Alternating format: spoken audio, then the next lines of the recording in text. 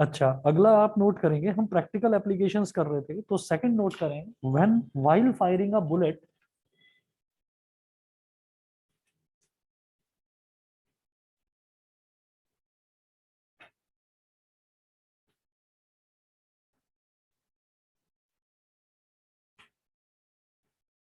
while firing a bullet, the gun should be held tight to the shoulder. The gun should be held tight while firing a bullet. The gun should be held tight to the shoulder.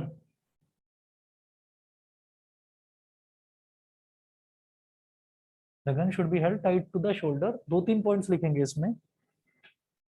लिखें the recoiling gun can hurt the shoulder.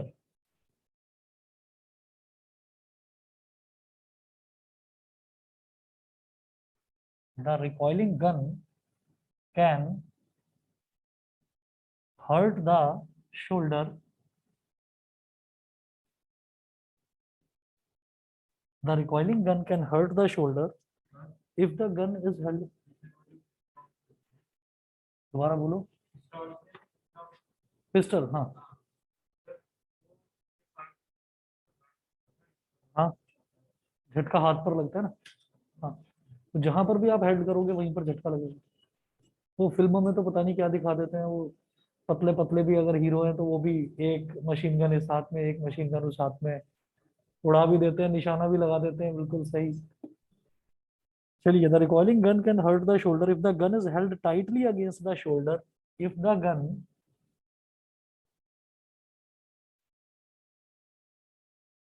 is held tightly, if the gun is held tightly against the shoulder,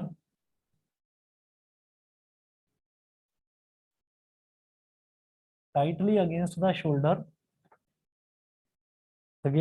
then the body and the gun together will constitute one system. Then the body and the gun together, then the body and the gun together constitute one system.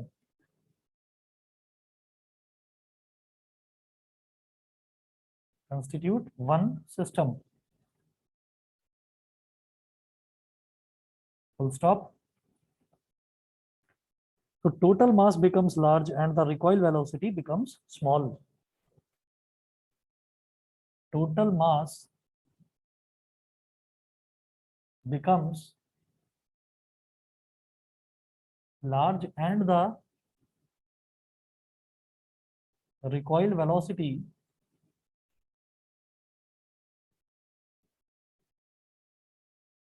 becomes small. ठीक है, हमने ये कहा था law of conservation of linear momentum में कि linear momentum always remains conserved. Conserved का मतलब कांस्टेंट रहता है। कांस्टेंट का मतलब ये है कि आप ये सोचो कि एक, अगर मान लीजिए ये है कि 2 × 8 है, ठीक है, मान लीजिए ये तो मास है, ठीक है, और मान लो ये वेलोसिटी है, तो 2 × 8 16। अब मैंने क्या करा, मैंने मास बढ़ाकर कितना कर दिया, 16 कर दिया। ठीक, तो वो तो कंजर्व रहना चाहिए ना, जो प्रोडक्ट है उसका मास इंटू वेलोसिटी का वो सेम रहना चाहिए। तो मास हमने बढ़ाकर 16 कर दिया, तो हमारा जो टोटल मोमेंटम है वो तो 16 ही रहा। लेकिन वो कैसे रहा 16, कि उसकी वेलोसिटी कम हो गई। आप एक टर्म को बढ़ाएंगे तो दूसरी वैल्यू जो है वो कम हो ही जाएगी। जब दूसरी वैल्यू कम हो जाएगी, एक को बढ़ाने से दूसरी वैल्यू कम हो गई। वही तो मैं चाहता था कि रिकॉइल वेलोसिटी कम हो जाए। अगर रिकॉइल वेलोसिटी, अच्छा टोटल जो है हमने क्या करा कि अगर हम गन को सिर्फ गन को थोड़ा सा दूर छोड़ देते, तो गन के सामने अगर मान लीजिए हमारा शोल्डर होता और गैप होता उसके बीच में, गन और शोल्डर के बीच में, तो बड़ी तेज से आकर वो लगती। क्यों? क्योंकि गन का मास कम है। फिर हमने क्या करा, हमने गन को एकदम टाइटली चिपका लिया अपने शोल्डर से, तो गन और जो पूरी की पूरी हमारी बॉडी है वो अब टच में आ चुकी है। तो इसका मतलब क्या है कि हमारी जो बॉडी है और गन, इन्होंने दोनों ने मिलकर एक सिस्टम बना दिया, एक सिंगल सिस्टम। और उस सिंगल सिस्टम का मास क्या है, फॉर एग्जांपल सोचिए कि गन 5 kg की है, हमारा मास 70 केजी है, तो 70 + 5 कितना हो गया, 75 केजी, ठीक है ना। तो मास बढ़ गया, मास बढ़ गया तो जो रिकॉइल वेलोसिटी है वो घट जाएगी, क्योंकि हमें टोटल मोमेंटम जो है वो कंजर्व रखना है। ठीक है, क्लियर है? रुद्रांश क्लियर है? बताइए बेटा, ऑनलाइन वाले बच्चों को क्लियर है? पार्थ, शिवांश, विदुषी, यश, नित्या, आस्था, यस सर। ठीक है? Yes sir. चलिए जी, ओके। अब इसके बाद एक third application,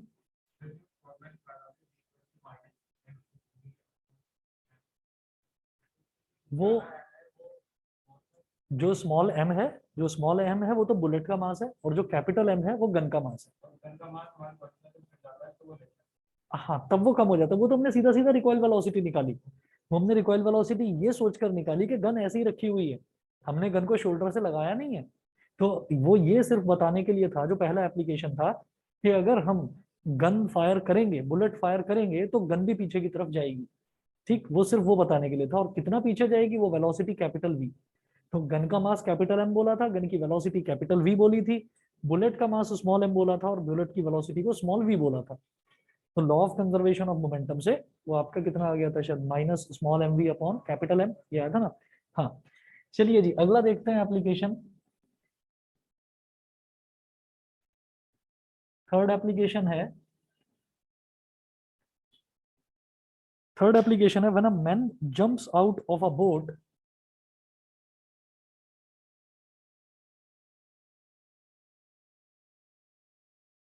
when a man jumps out of a boat to the shore,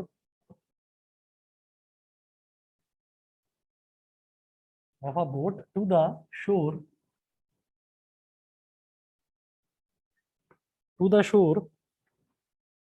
comma, the boat slightly moves away from the shore. The boat slightly moves away from the shore.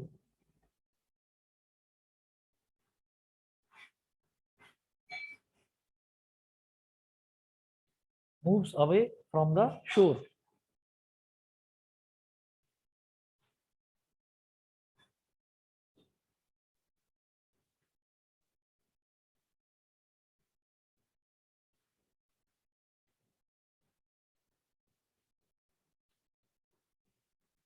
इसमें देखिएगा,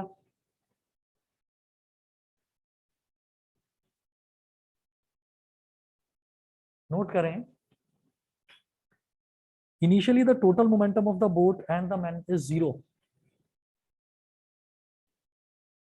Initially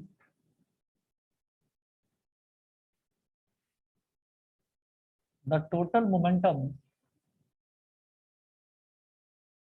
initially the total momentum of the man and the boat is zero.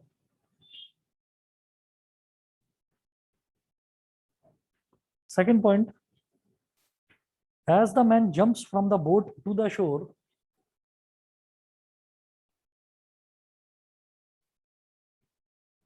as the man jumps from the boat to the shore, jumps from the boat to the shore, comma, he gains a momentum in the forward direction. He gains a momentum in the forward direction. He gains a momentum in the forward direction.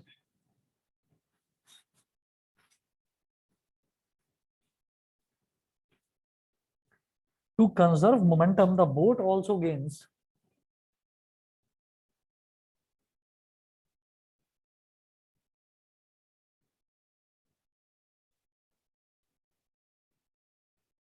to conserve momentum, the boat also gains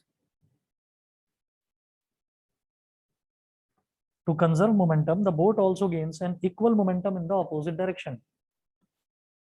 And equal momentum in the opposite direction.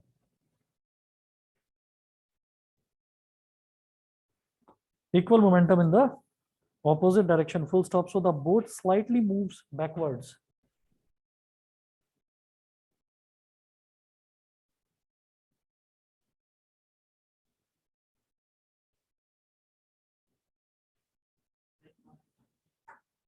Yeah.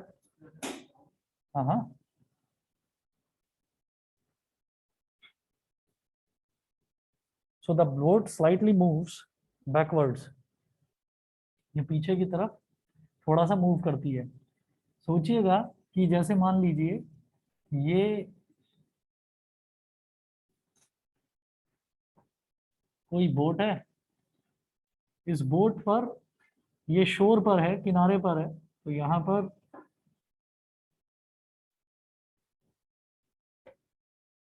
कोई आदमी था ऐसे, यहाँ किनारा है, तो किनारे पर जब बोट लगी हुई है तो इसका मतलब बोट रेस्ट में है. जो इंसान है उसका भी कुछ ना कुछ वजन होगा और जो बोट है उसका भी कुछ ना कुछ वजन होगा, लेकिन दोनों के दोनों रेस्ट में है तो दोनों की वेलोसिटी जीरो. ठीक है, तो अभी तक दोनों के दोनों रेस्ट में है, तो हम ये बोलेंगे कि मोमेंटम बिफोर कोलिजन क्या हो जाएगा. अब सवाल ये उठता है, आप कहोगे जी यहाँ कोई टकरा तो रहा नहीं है. अभी बताता हूँ. मोमेंटम बिफोर कोलिजन, अगर मैं बोट, क्योंकि मैं आदमी जो है वो बोट के सामने बहुत छोटा है, ठीक है, तो हमने जो छोटी चीज होती है उसके मास को स्मॉल एम मान लेते हैं, उसकी वेलोसिटी को स्मॉल वी मान लेते हैं. तो मैंने ये कहा small M into zero, because मैन जो था वो रेस्ट में था, प्लस जो मास ऑफ बोट है इसके मास को स्मॉल एम मान लिया, बोट के मास को कैपिटल एम मान लिया, तो बोट भी रेस्ट में थी, तो इसका दोनों का टोटल मोमेंटम तो जीरो हो गया. ठीक है, टोटल मोमेंटम इसका जीरो हो गया. अब हम ये कहते हैं कि जब आदमी नीचे उतरा तो यानी कि आदमी मोशन में आया तो वो बोट में से कैसे उतरेगा. बोट क्योंकि ऊंची होती है तो बोट में से अब इतने बड़े तो पैर है नहीं कि वो यहाँ से यहाँ, तो वो बोट से जंप ही करेगा. ऐसा तो है नहीं कि वो सीधा बड़े सॉफ्टली बड़े प्यार से उतर रहा है बोट में से. अगर उतरेगा तो कुछ ऐसा झटका लगेगा नहीं, लेकिन वो जंप कर रहा है. तो जंप जो है, वो जंपिंग जो है वो फोर्स नहीं होता, वो एक्शन नहीं होता, वो रिएक्शन होता है. कैसे कि वो फोर्स लगाएगा जमीन पर, और जमीन क्या है उसकी, बोट की सरफेस. वो बोट की सरफेस पर फोर्स लगाएगा और फिर जंप करेगा. तो जब भी हम जंप करते हैं तो आप कभी भी देखिएगा कि अगर कहीं पर सॉफ्ट मिट्टी है ना, आप ग्राउंड में है, कहीं पर सॉफ्ट मिट्टी है, आप वहां पर जंप करना शुरू करो, आप 10 बार 12 बार 15 बार जंप करोगे, आप देखोगे कि वहां जो मिट्टी है वो दब गई है, थोड़ी सी सॉफ्ट मिट्टी है. ठीक है, तो वो थोड़ी सी दब गई है. वो क्यों दबी है, क्योंकि आप लगातार उस पर फोर्स लगा रहे थे नीचे की तरफ, आप नीचे की तरफ फोर्स लगा रहे थे तो ग्राउंड आपको रिएक्शन दे रहा था, उस रिएक्शन की वजह से आप जंप कर रहे थे. तो आप उस इंसान ने क्या करा, उसने इस पर फोर्स लगाया बोट पर और फिर खुद जंप कर गया. तो जैसे ही वो जंप करा तो यहां से यहां तक जो वो जंप करके उतरा है, यहां से यहां जो ये आया है जंप करके, तो उसमें क्या हुआ कि इसने कुछ वेलोसिटी गेन कर ली, इसने कुछ वेलोसिटी गेन कर ली. तो इसकी वेलोसिटी क्या हो जाएगी, after jumping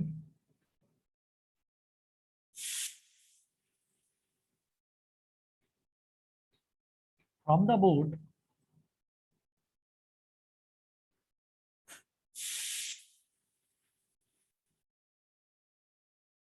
with velocity v, तो मोमेंटम आफ्टर कोलिजन क्या हो जाएगा,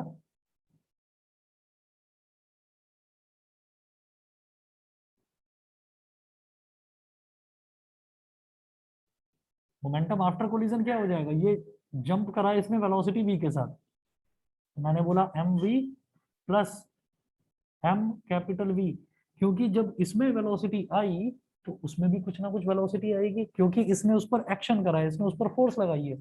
वो भले ही मामूली सा हिले, भले ही जरा सा वो मूव करे पीछे की तरफ, ठीक है, अभी मैं ये नहीं कह रहा कि वो पीछे की तरफ कर रहा है मूव या आगे की तरफ, वो अभी पता चल जाएगा. ठीक, हमने कहा M V plus M capital V ये हो गया हमारा total momentum after collision. Before collision कितना था, 0। तो law of conservation of momentum क्या कहता है कि दोनों इक्वल हो जाएंगे। मुझे क्या निकालना है, मुझे ये देखना है कि बोट में मूवमेंट हो रहा है या नहीं हो रहा है। हम कहेंगे कि हाँ जी हो रहा है। M capital V is equal to minus M V. तो ये वैसा ही नहीं हो गया जैसे रिकॉइल वेलोसिटी निकाली थी गन की, minus M V upon capital M. तो ये जो माइनस आया है, ये माइनस क्या कह रहा है कि जो बोट है, अगर आदमी इस तरफ कूदा तो बोट हल्का सा उस तरफ मूव कर जाएगी। ठीक है, वो हल्का सा उस तरफ मूव कर जाएगी। और इसी चीज से ये समझ में आता है कि हाँ law of conservation of momentum भी कुछ होता है। बताइए जी, सभी को क्लियर है? ऑनलाइन यस वाले सर। स्टूडेंट्स बताएं, यस। सभी को क्लियर है? ठीक है, बताओ भाई, दिवस, भव्या, देविना, क्लियर है? चलिए जी, मैं आगे चलता हूँ। नेक्स्ट जो हमारा टॉपिक है इसमें, देखिए रॉकेट प्रोपल्शन टॉपिक हुआ करता था, वो सिलेबस में से हट गया है, तो रॉकेट प्रोपल्शन नहीं करना है। उसके बाद जो नेक्स्ट टॉपिक है, इसके जस्ट बाद आप नोटिस करेंगे सिलेबस जो है, अगर हो सके तो सिलेबस सेव करके रखना। मैंने आज देखा था सिलेबस, तो उसमें जो ये वाला टॉपिक है ना हमारा, law of conservation of momentum, इसके जस्ट बाद मेंशन कर रखा है स्पेशली प्रैक्टिकल एप्लीकेशंस। ठीक है, और उसके बाद अगला टॉपिक है इक्विलिब्रियम ऑफ कंकरेंट फोर्सेस। तो नेक्स्ट टॉपिक नोट करें, ये मिटा रहा हूं इधर से। प्रैक्टिकल एप्लीकेशंस तो ये हो गया, बस बहुत है, 3 कर लिया सफिशिएंट है। उसके अलावा क्या होता है ना कि आपसे ये नहीं पूछा जाएगा कि आप प्रैक्टिकल कोई एप्लीकेशन बताओ। प्रैक्टिकल एप्लीकेशन आएगी, उसमें ये कहा जाएगा कि आप इसमें बताएं कौन सा लॉ लग रहा है। कोई एप्लीकेशन आएगी, आप बताएं इसमें कौन सा लॉ लग रहा है। तो लॉ केस स्टडी के बेस में उसमें पता है क्या हो सकता है फर्स्ट लॉ आए, हो सकता है सेकंड लॉ का आ जाए केस स्टडी, हो सकता है थर्ड लॉ का आ जाए, और एक ये लॉ है, law of conservation of momentum. ठीक है, हालांकि एक चीज और देखी मैंने, जो लास्ट ईयर हमने हमें समझ में आया था, इसमें ना थर्ड लॉ के आगे आप सिलेबस देखेंगे तो थर्ड लॉ के आगे लिखा हुआ है रिकैपिटुलेशन ओनली। थर्ड लॉ के आगे नोटिस करना सिलेबस में, रिकैपिटुलेशन ओनली ये लिखा हुआ है। उसका मतलब ये है कि थर्ड लॉ सिर्फ आपको समझना है बस, उसके कोई एप्लीकेशंस वगैरह नहीं करने। और वो है क्यों? क्योंकि थर्ड लॉ सबसे आसान लॉ होता है, every action has an equal and opposite reaction, तो वो उसमें कोई ऐसा केस स्टडी टाइप क्वेश्चन बनेगा नहीं। फर्स्ट लॉ का बन सकता है, सेकंड लॉ का बन सकता है, और इसका बनेगा कंजर्वेशन ऑफ मोमेंटम का। ठीक है, चलिए मैं आगे चलता हूँ।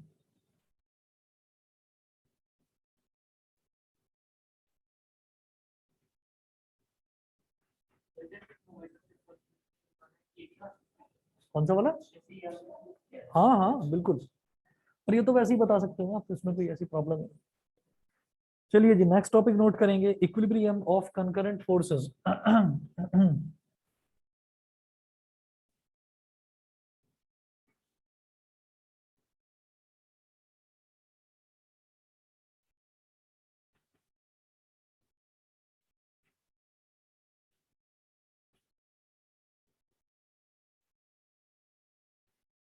Equilibrium of concurrent forces. Forces acting at the same point on a body are called concurrent forces.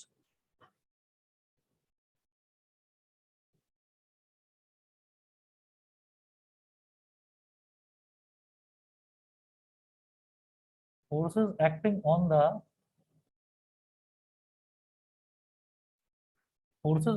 the same point,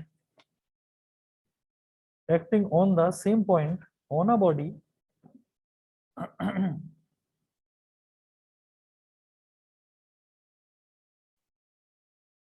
are called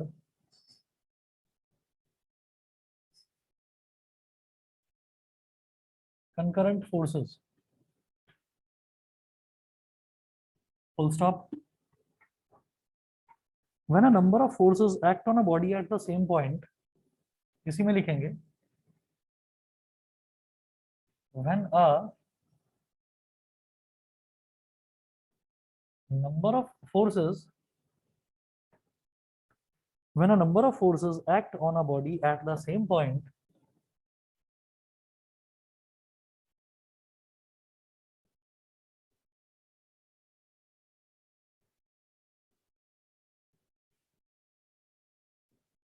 act on a body at the same point and the net unbalanced force is 0, and the net unbalanced force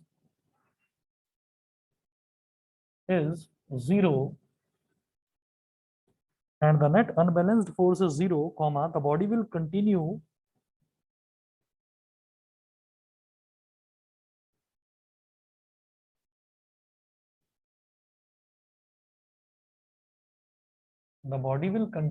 in its state of rest or of uniform motion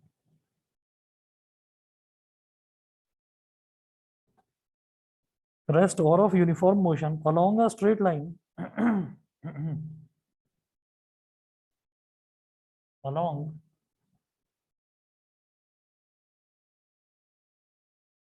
a straight line and is said to be in equilibrium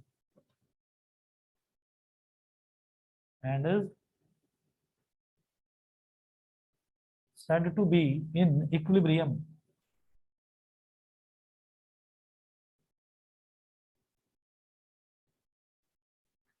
And is said to be in equilibrium. देखिए बिल्कुल सीधी सी बात है कि हम concurrent forces उनको बोलते हैं जब सारी की सारी फोर्स में 2 फोर्स 3 फोर्स 4 फोर्स अगर किसी एक ही पॉइंट पर लगा दें हम सारी की सारी फोर्स तो उसको हम बोल देते हैं कंकरेंट फोर्स। जैसे हम ये कहते हैं कि ये हमारा पूरा का पूरा हाथ है, एक कोना ये हो गया, एक कोना ये, एक कोना ये, एक कोना ये सारे के सारे कोने हैं। और हमने क्या करा कि हमने कोई भी फ्रूट ले लिया, ऑरेंज ले लिया या कोई भी चीज ले लिया, कोई बॉल ले लिया और उसको हमने पकड़कर ऐसे दबा दिया। तो हम क्या कर रहे हैं, एक ही बॉल है, हम उसी बॉल पर चारों तरफ से अलग अलग तरफ से हाथ के इस कोने से इस कोने से इस कोने से अलग अलग कोने से हमने फोर्स लगा दी, दबा दिया। तो ये जब फोर्स किसी एक ही ऑब्जेक्ट पर लगती है तो हम उसको बोल देते हैं कंकरेंट फोर्सेस। और यहाँ पर हम ये कहेंगे कि किसी एक ऑब्जेक्ट पर ना लगकर किसी एक पर्टिकुलर पॉइंट पर लगा दी जाए वो फोर्स। अब देखिए कैसे, और वो फोर्स इस तरह से लगानी है कि वो जो ऑब्जेक्ट है अगर वो रेस्ट में है तो रेस्ट में बना रहे, यूनिफॉर्म मोशन में है तो यूनिफॉर्म मोशन में बना रहे। तो मैं रेस्ट का एक एग्जांपल लेता हूँ। हम ये कहते हैं, नोट करें, यूनिफॉर्म मोशन का मतलब यूनिफॉर्म वेलोसिटी। हाँ दोबारा बोलो, दोबारा। हाँ वेलोसिटी सेम रहेगी, अगर मैं यूनिफॉर्म मोशन की बात कर रहा हूँ तो वेलोसिटी आपकी चेंज नहीं होगी, एक्सेलरेशन नहीं होगा वहां पर। ठीक है। अच्छा, इसके बाद आप इसमें नोट करेंगे, consider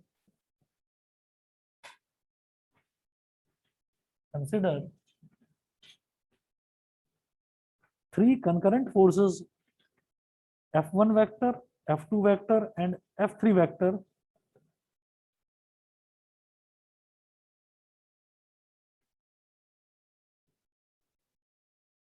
consider 3 concurrent forces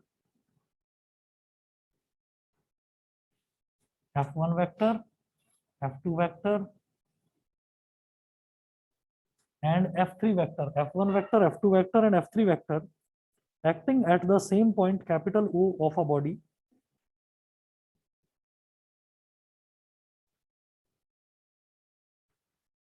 acting at the same point capital O of a body as shown.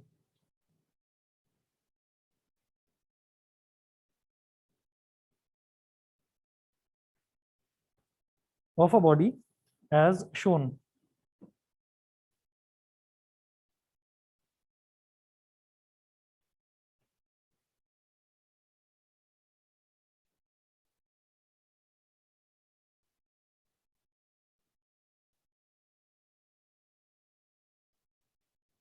तो 3 कंकरेंट फोर्सेस हैं। 3 कंकरेंट फोर्सेस का मतलब क्या है कि तीनों की तीनों फोर्सेस जो है ना वो एक ही पॉइंट पर एक्ट कर रही हैं, किसी एक ही पॉइंट पर।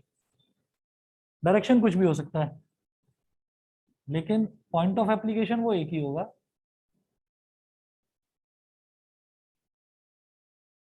एक ही सिंगल पॉइंट है, इस सिंगल पॉइंट पर एक फोर्स ये है,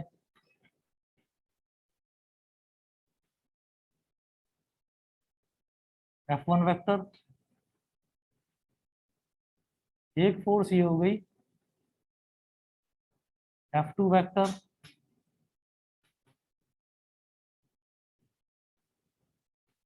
और एक फोर्स ये हो गई F3 वेक्टर। तो तीनों के तीनों फोर्सेस जो हैं वो एक ही पॉइंट पर हैं। अब जरूरी नहीं कि वो एक पॉइंट की तरफ आती हुई हो फोर्स, वो एक पॉइंट से निकलती हुई भी हो सकती है, मतलब एक सिंगल पॉइंट उनमें कॉमन होना चाहिए। वो कॉमन है ना। अच्छा, अब इक्विलिब्रियम, ये कनकरेंट फोर्सेस तो समझ में आ गया। इस इक्विलिब्रियम का मतलब क्या है? इस इक्विलिब्रियम का मतलब अभी समझते हैं। इक्विलिब्रियम का मतलब ये है कि अगर यहाँ पर इस पॉइंट पर अगर कोई ऑब्जेक्ट रखा हुआ था, इस पॉइंट पर कोई अगर ऑब्जेक्ट रखा हुआ था, वो अगर रेस्ट में है, तो ये जो कंकरेंट फोर्सेस हैं ये क्या काम करती हैं कि अगर वो रेस्ट में है तो वो रेस्ट में ही बना रहे, और अगर वो यूनिफॉर्म मोशन में है तो फिर वो यूनिफॉर्म मोशन में ही बना रहे ऑब्जेक्ट।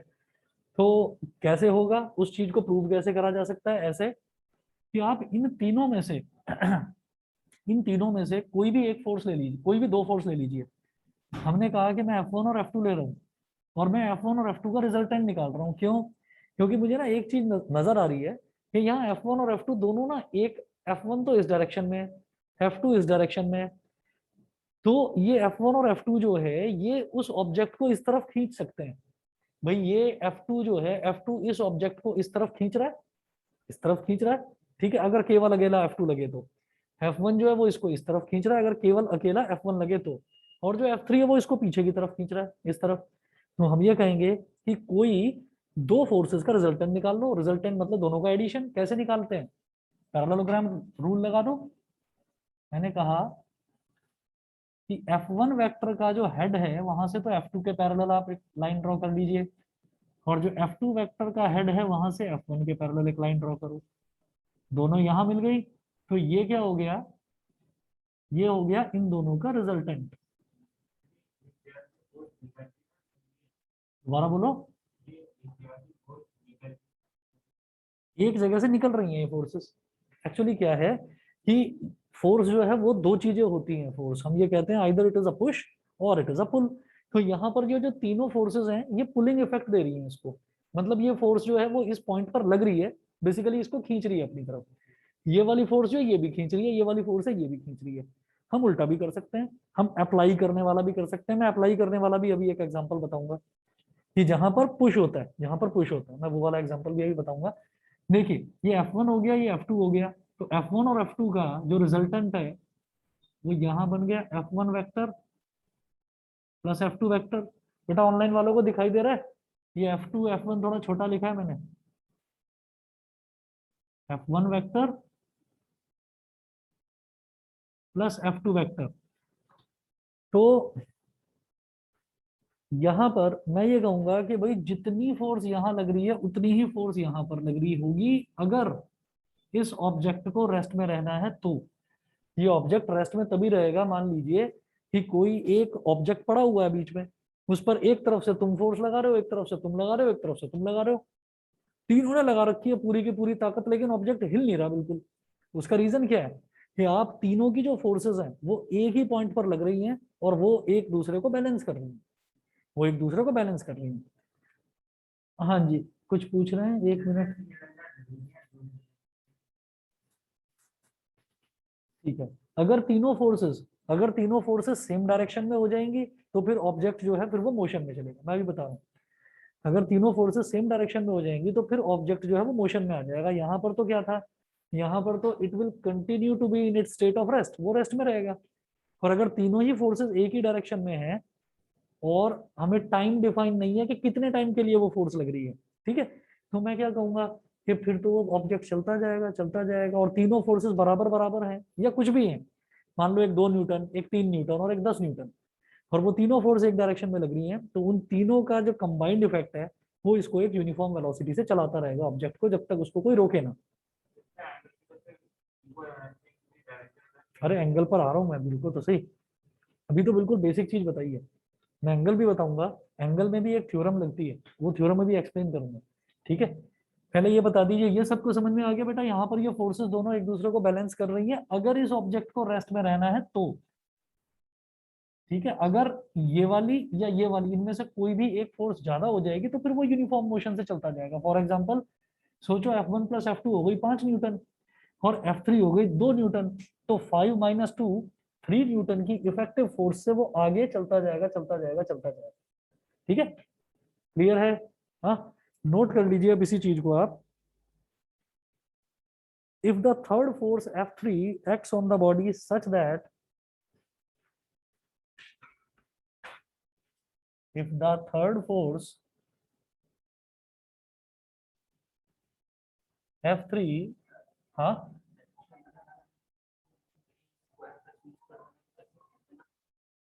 देखो वो तो मैग्नीट्यूड निकालने के लिए होता है ना बेटा, ये तो मैं फोर्स दिखा रहा हूँ अभी, तो ये तो डायग्रामेटिकली रिप्रेजेंट करने के लिए है, वो मैग्नीट्यूड निकालने के लिए होता है, F1 square plus F2 square.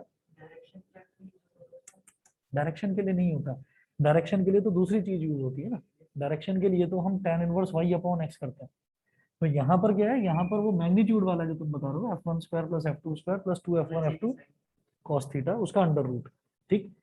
If the third force F3 vector acts on the body such that acts on the body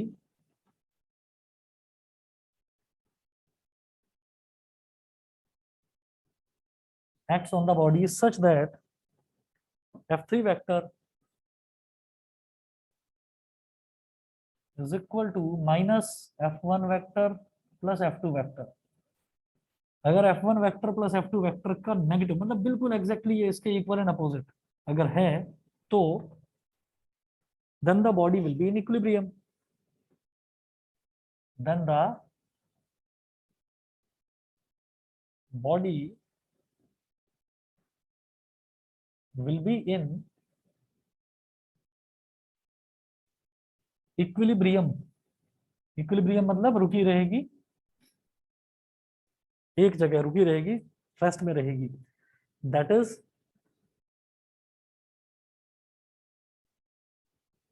F3 vector is equal to minus F1 vector plus F2 vector implies that इन सबको इधर ले आओ left hand side में, तो F1 vector plus F2 vector plus F3 vector is equal to 0।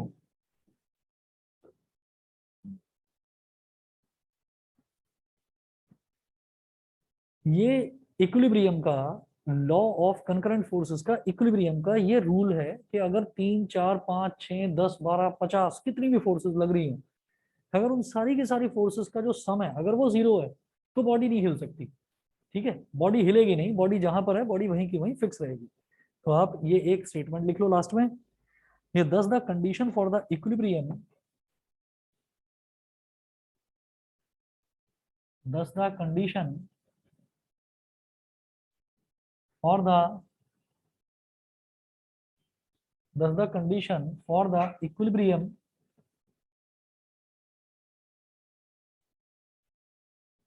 thus the condition for the equilibrium of a number of forces acting at the same point of a number of forces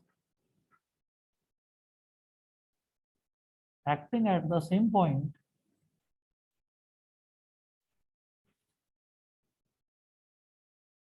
number of forces acting at the same point number of forces acting at the same point is that the vector sum of all these forces is that the vector sum of all these forces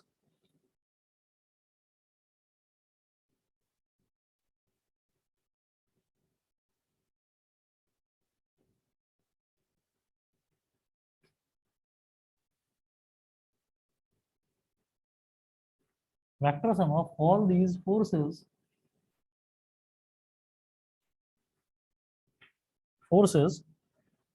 is equal to 0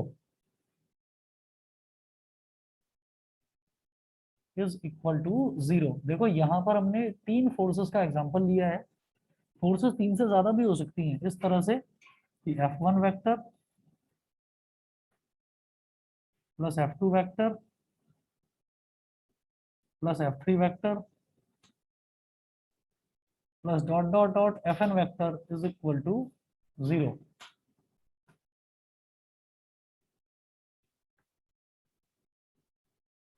ठीक है, कि जितनी भी forces हैं उन सब का sum zero होना चाहिए। हमने तो तीन का एग्जांपल लेकर करा था, 4 5 6 7 एन कितनी भी फोर्सेस हो सकती हैं। ठीक है, अगला जो है, अगला है देखिए सिलेबस में मेंशन नहीं कर रखा, लेकिन ये जो इक्विलिब्रियम ऑफ कंकरेंट फोर्सेस है ना, ये इसी का एक पार्ट है जो मैं अगला आपको बताने वाला हूँ। लामीज थ्योरम है।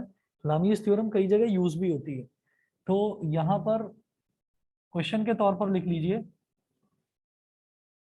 State and prove LAMI Lami's theorem.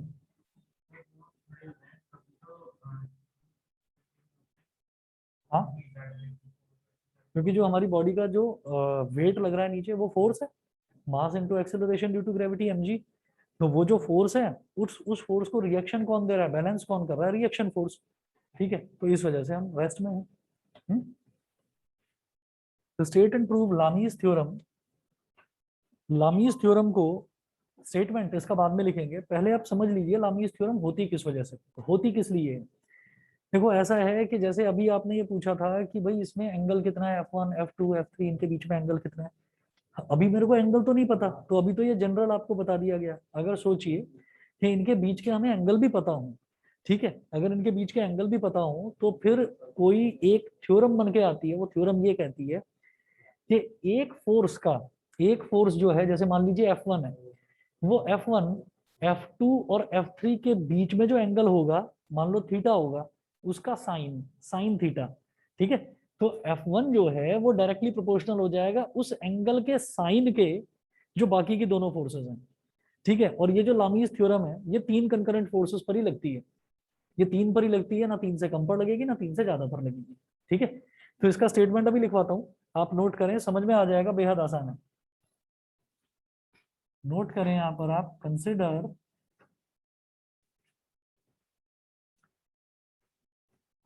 Consider a particle O under the equilibrium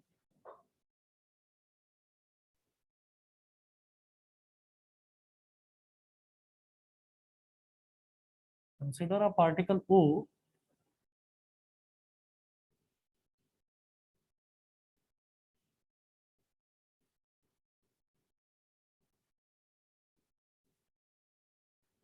consider a particle O under the equilibrium of three concurrent forces,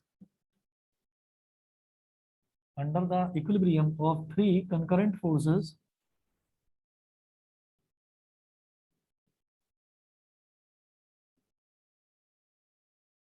F1 vector, F2 vector, F1 vector, F2 vector and F3 vector. Let alpha be the angle between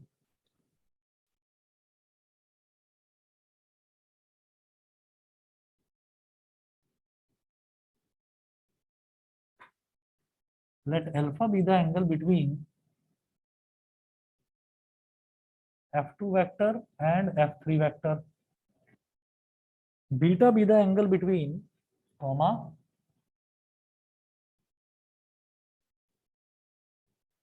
beta be the angle between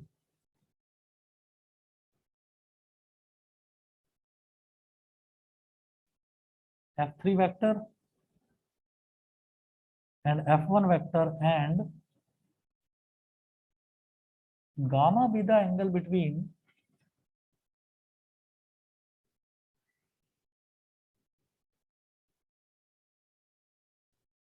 F1 vector and F2 vector.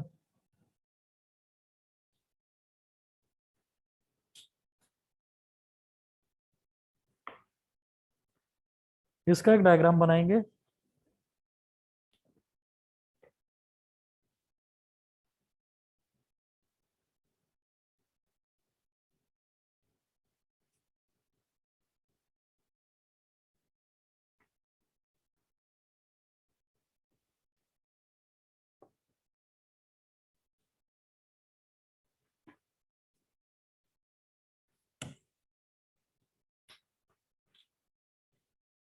Diagram बनाएंगे F1 F2 और F3।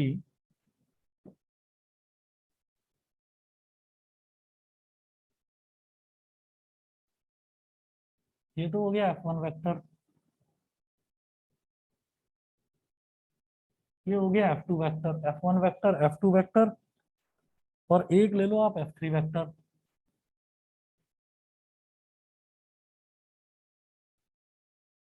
अब ये कहा है F1 F2 और F3, तो अब ये है कि F2 वेक्टर और F3 वेक्टर के बीच में है एंगल अल्फा, F3 वेक्टर और F1 वेक्टर के बीच में है एंगल बीटा, और F1 और F2 के बीच में एंगल गामा है। ठीक है, तो ये तीन एंगल दे रखे हैं, अल्फा बीटा और गामा। अब आप ये देखिए, ये फोर्स कुछ इस तरीके से लग रहा है, और उन्होंने बोल दिया कि सबसे पहले इन्होंने यही बोला है, कंसीडर अ पार्टिकल वो अंडर द इक्विलिब्रियम। इक्विलिब्रियम मतलब रुका हुआ है, रेस्ट में है। ठीक है, तो इससे मैं, जब एंगल हमको दे रखे होते हैं तो हम ना फोर्सेस कैलकुलेट कर सकते हैं। अगर कुछ फोर्सेस दे रखी हैं और हमसे पूछा जाए कि भाई एंगल बता दो, आप फोर्स जो लग रही है उनके बीच में एंगल कितना होगा कि वो बॉडी रुकी रहे, तो मैं इस थ्योरम की हेल्प से निकाल सकता हूँ। और वो थ्योरम क्या है, उसको प्रूव करने का तरीका क्या है। देखो, हम ये जानते हैं कि कोई भी जो फोर्स है ना, कोई भी फोर्स है तो वो फोर्स एक वेक्टर क्वांटिटी है। और किसी भी वेक्टर को, जैसे मान लीजिए ये F1 है, तो F1 को मैं ऐसे आगे ले जा सकता हूँ कितना भी, जितना मेरा मन करे, बिल्कुल डायरेक्शन चेंज किए बिना। ऐसे ही मैं पीछे ले जा सकता हूँ, ऐसे ही मैं पैरेलली ऊपर ले जा सकता हूँ F1 को, और नीचे ले जा सकता हूँ। लेकिन आप कहो कि मैं इसको ऐसे या ऐसे कर दूं, तो नहीं कर सकते। डायरेक्शन इसकी चेंज नहीं कर जा सकती। पैरेलली और straight, in a straight line, front में और बैक में मैं कैसे भी मूव कर सकता हूँ। तो वही काम करते हैं। मैं इसको क्या करूंगा, इसको, इस डायग्राम को रीड्रॉ करते हैं। जैसे ये F1 वेक्टर है,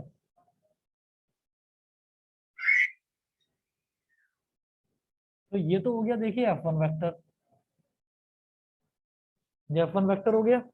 अब उसके बाद देखिएगा कि जैसे ये F2 वेक्टर है, इस F2 वेक्टर को ऐसे खींच कर ले आओ, यहां पर ले आओ। ठीक है, मैं F2 वेक्टर को इधर ले आता हूं।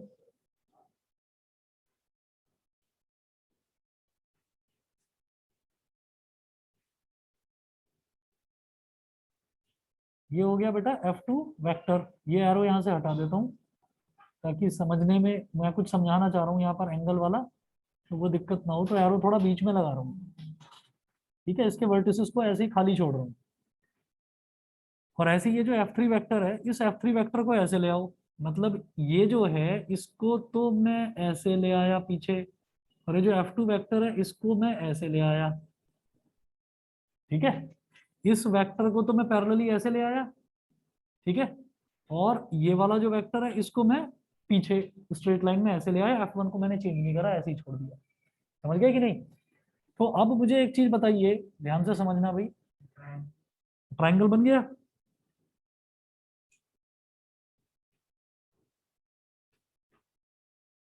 ये हो गया F3 वेक्टर। ठीक है, मुझे ये बताइए ये एंगल कितना होगा।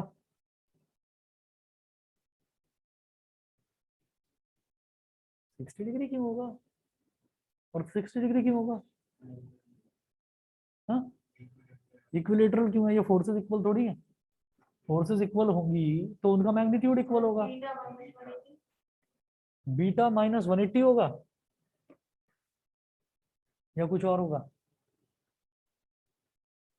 देखिए, अरे वो ठीक बोल रहा है, लेकिन सोचिए जरा, थोड़ा सा उसने गड़बड़ करी है। देखिए 180 माइनस बीटा, देखो ऐसा है कि ये जो F3 है और F1 है, F3 और F1 के बीच में, जैसे मान लीजिए ये F3 है, तो अच्छा मैंने ये डायरेक्शन गलत बना दी, इसकी डायरेक्शन ऐसे है।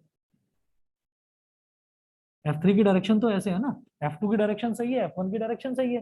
ठीक, तो अब आप ये देखिएगा कि F1, ये F3 को मैं पीछे खींच के लाया हूं, तो ओरिजिनली F3 कहाँ था, ऐसे था ना। और ये F1 और F3 के बीच में एंगल कितना बन रहा था, बीटा। तो बेटा ये कितना बचा, पाई माइनस बीटा। पाई क्या होता है, 180 तो होता है, पाई माइनस बीटा। अब इसी तरीके से सोचिए, ये F1 है और ये जो F2 है, F1 और F2, ये F1 है और F2 है, F1 और F2 के बीच में ये एंगल था गामा। ठीक है, गामा एंगल था। लेकिन इस ये वाला एंगल कैसे निकलेगा, आप कहोगे इसको तो पैरेलली लेकर आया हूं। तो जैसे ये F1 है, ये F2 को मैंने पैरेलली इधर शिफ्ट कर दिया, तो उतना ही F1 को भी कर दो। अगर मैं पैरेलली देखूं तो ये भी तो F1 ही होगा। इस F1 को इतना अगर मैं शिफ्ट कर दूं आगे, तो बिल्कुल वैसी फिगर नहीं बन गई कि F1 और F2 के बीच में एंगल, तो ये वाला एंगल ही तो था गामा। बताइए सबको समझ में आ रहा है कि नहीं? नहीं समझे? हाँ, दोबारा समझिए अगर नहीं समझ में आ रहा है। हम बिल्कुल वैसा ही फिगर बनाने की कोशिश करेंगे जैसा हमको ओरिजिनली दे रखा था। तो F1 ऐसा है, मुझे यहाँ पर ये फायदा नजर आया कि मैंने F3 को ऐसे दिखाया है ऊपर करके, तो मैं कहूंगा कि नहीं F3 को इस तरफ एक्सटेंड करो, तो F1 ये और F3 ये हो गया नीचे वाला, तो ये बीटा हो गया एंगल। फिर F2 को मैंने इधर शिफ्ट कर दिया। अब अगर मैं F2 को वापस उस तरफ शिफ्ट करता, तो मुझे F1 और F2 के बीच का एंगल ये वाला गामा ऐसे दिखाई देता, ठीक है। लेकिन वो इस पॉइंट पर दिखता, तो मुझे कंफ्यूजन होती वहां पर। तो मैंने क्या करा कि बेटा F2 को यहीं रहने दो, इस F1 को आगे शिफ्ट कर दो, एंगल तो चेंज नहीं करा ना मैंने, डायरेक्शन थोड़ी चेंज कर रहा हूँ F1 की। तो F1 को मैं यहाँ ले आया, आगे एक्सटेंड कर दिया, तो ये वाला एंगल गामा है, तो इस ट्राइंगल के अंदर कितना एंगल हो जाएगा? पाई माइनस गामा। बताइए, समझ गए? तो ये वाला एंगल हो गया पाई माइनस गामा। और इसी तरीके से F2 और F3 को अगर मैं देखूं, तो मैं इस तरफ बनाना चाह रहा हूं एंगल, तो कैसे बनेगा? देखिए F3 ऐसे है और F2 ऐसे है, तो मैं एक काम करता हूँ, F2 ऐसे और F3 ऐसे था, दोनों के बीच में एंगल अल्फा था। तो अ, कैसे करें? F2 को ऐसे खींच दूं पीछे, भाई निकलती हुई फोर्स थी ना, तो F2 यहां से निकलती हुई फोर्स हो गई एक तरह से, ये हो गया F2, और ये F3, तो ये F2 और ये F3, और दोनों के बीच में एंगल कितना था? अल्फा। समझे कि नहीं समझे बताओ? स्ट्रेट लाइन है, लीनियर पेयर, ये कितना हो गया? पाई माइनस अल्फा। सबको समझ में आ गया? ऑनलाइन वाले बच्चे भी बता दें प्लीज। यस। कहीं भी कर सकते हो। हाँ, ये हो गया। अब आप एक चीज देखिए, अब मुझे इन तीनों एंगल्स के, अब इन तीनों एंगल्स के मैं साइन निकालूंगा। और एक रूल होता है, देखिए इस बार ट्रिग्नोमेट्री आपकी टर्म 2 में है, पहली चीज तो ये ट्रिग्नोमेट्री टर्म 2 में है, और दूसरा ट्रिग्नोमेट्री में से साइन रूल हट चुका है। साइन रूल हट चुका है, मैं आपको बताता हूँ साइन रूल होता क्या है। बेहद आसान है, जो लास्ट में बिल्कुल सप्लीमेंट्री मटेरियल। हाँ,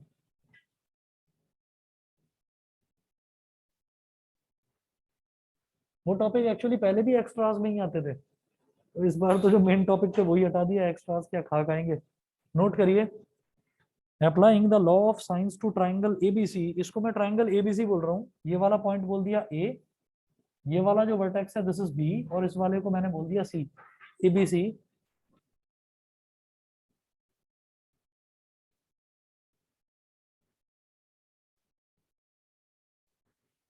law of sines to triangle ABC, ठीक है। क्या होता है कि जैसे कि F1 है ना, F1 ये फोर्स है, इसके सामने वाला एंगल देखो क्या है? Pi minus alpha. तो ये होता है F1 upon sine pi minus alpha is equal to, अब अगला फोर्स देखो, अगला यहाँ से यहाँ तक वाला जो लेंथ है, लेंथ यानी कि इसका मैग्नीट्यूड, वेक्टर नहीं आएगा अब इस पर, मैग्नीट्यूड मतलब लेंथ आएगी। तो F2 और F2 के अपोजिट वाला एंगल क्या है? Pi minus beta. तो F2 upon sine pi minus beta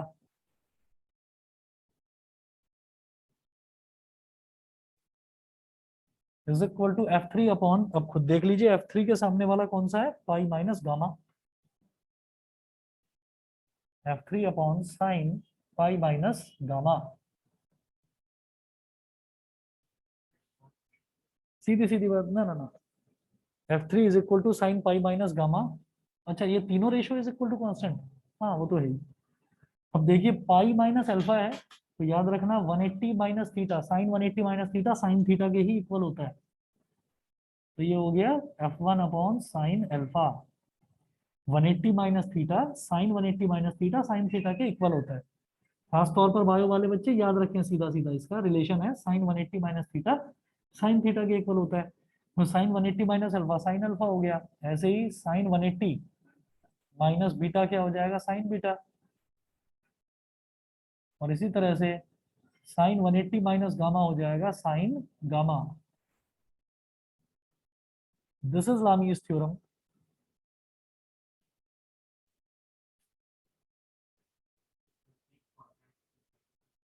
क्या? हाँ तो ठीक है, क्या हो गया, फॉर्मूला प्रूव करा है। इससे एक चीज समझ में आ गई कि अगर मान लीजिए मुझे कोई दो फोर्स दे रखी हैं और तीन एंगल दे रखे हैं और मेरे से ये कहा जाए भाई तीसरी फोर्स निकाल दो, ठीक है, तो हम आराम से निकाल सकते हैं। ठीक है, और ये बता दिया जाए कि जो बॉडी है जिस पर भी फोर्सेस लगाई जा रही है वो बॉडी इक्विलिब्रियम में यानी कि रेस्ट में होनी चाहिए। ठीक, तो इसका स्टेटमेंट लिखें। Lami's theorem states that if three forces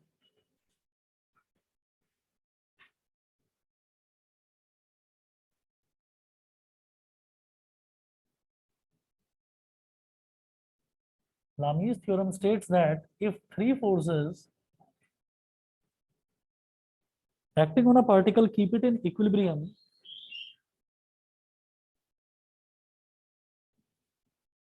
acting on a particle keep it in equilibrium,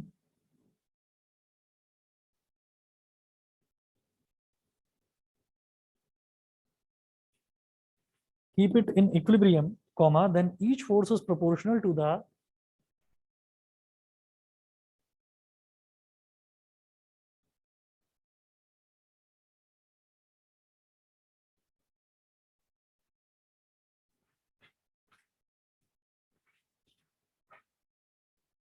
is proportional to the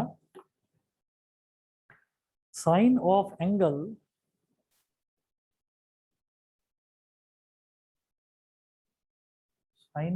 between the other two forces, between the other two forces, between the other two forces। कैसे?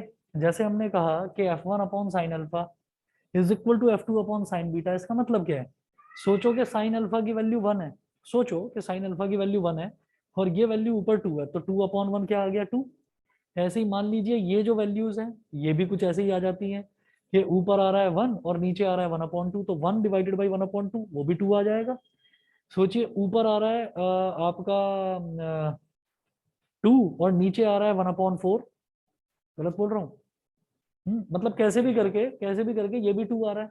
भाई तीनों के तीनों ratio जो है वो अगर equal आ रहे हैं तो उनको किसी एक कांस्टेंट के इक्वल माना जा सकता है, किसी एक कांस्टेंट के इक्वल माना जा सकता है। तो अगर मैं F1 निकालूं, सिर्फ F1 निकालूं, तो F1 इज इक्वल टू क्या हो जाएगा? के साइन अल्फा। यानी कि F1 किसके डायरेक्टली प्रोपोर्शनल है? साइन अल्फा के। और साइन अल्फा क्या है? Sine of the angle between the other two forces. Alpha क्या है? अल्फा आप देखना किस किस के बीच का एंगल है। अल्फा यहाँ पर बन रहा है ये एंगल, ये F2 और F3 के बीच का एंगल है। तो इस ये किसके डायरेक्टली प्रोपोर्शनल है? फोर्स F1 के। ऐसे ही F2 डायरेक्टली प्रोपोर्शनल हो जाएगा साइन बीटा के। तो F2 क्या है? F2 ये वाला है। तो साइन बीटा, बीटा कौन सा एंगल है? बीटा ये वाला एंगल है जो F3 और F1 के बीच में बन रहा है। तो एक फोर्स अगर है, और ये तीन फोर्सेस पर ही लागू होगा, अगर एक फोर्स है तो वो डायरेक्टली प्रोपोर्शनल है to the sine of angle between the other two forces. ठीक है, ये लामीज थ्योरम होती है। सिलेबस में स्पेशली मेंशन नहीं कर रखा है, लेकिन इक्विलिब्रियम ऑफ कंकरेंट फोर्सेस का ही सब टॉपिक है ये। ठीक है, सभी को क्लियर है? दोनों टॉपिक क्लियर है? ठीक है, चलिए जी। तो फिर वो फ्री बॉडी डायग्राम वाला आपने से किसी ने शायद पूछा था, तुम पूछ रहे थे, वो नेक्स्ट क्लास में मैं कराऊंगा। और नेक्स्ट क्लास मोस्ट प्रोबेबली जो है कल मैं आपकी क्लास ले सकता हूँ, तो आप 5:30 या 6 बजे के करीब देख लेना। मैं रात को 9 बजे रखूंगा एक्स्ट्रा क्लास। हाँ, मैसेज चेक कर लेना 5:30 या 6 बजे। दिन में पॉसिबल नहीं हो पा रहा, दिन में पॉसिबल नहीं हो पा रहा। आप मैक्सिमम आप ये समझ लो कि आपकी एक या दो ही क्लास होंगी जो ऐसे मैं 9 बजे रखूंगा, नहीं तो जो सैटरडे वाली है वो मैं दिन में रख लूंगा। तो मैक्सिमम आप, और 45 मिनट की क्लास होगी तो करा जा सकता है मैनेज, 1 या 2 दिन की बात है बस।